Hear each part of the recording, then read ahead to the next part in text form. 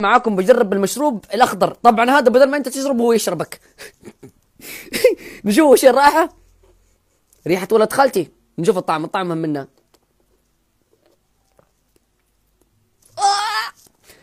ايش هذا؟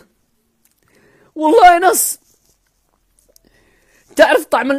تعرف المدرسة أول ما تدخلها نفس الطعم فيها موجود جوتها، ما أنصحكم فيه أبدا. معاكم بجرب عصير أو حليب الماعز. طبعا أنا شفت كل شيء إلا الماعز، لكن خلونا نشوف ايش الرائحة. ريحة صبورة. نشوف الطعم.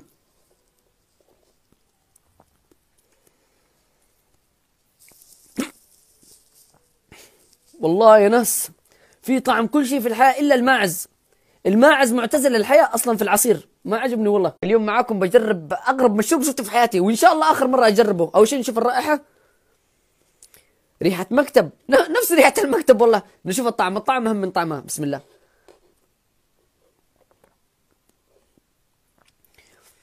كأنك قاعد تشرب دولاب، نفس طعم الدولاب. والله أسوأ مشروب جربته. اليوم بجرب معاكم الفتشة اللي باللون الأخضر. نشوفها وش الرائحة. بسم الله. ريحة سمكة ما تسوي رياضة والله. رائحة يعني تبشر بالخير وبنفس الوقت ما تبشر بالخير، يعني كل شيء مع بعض. نشوف طعمها أهم منها. بسم الله.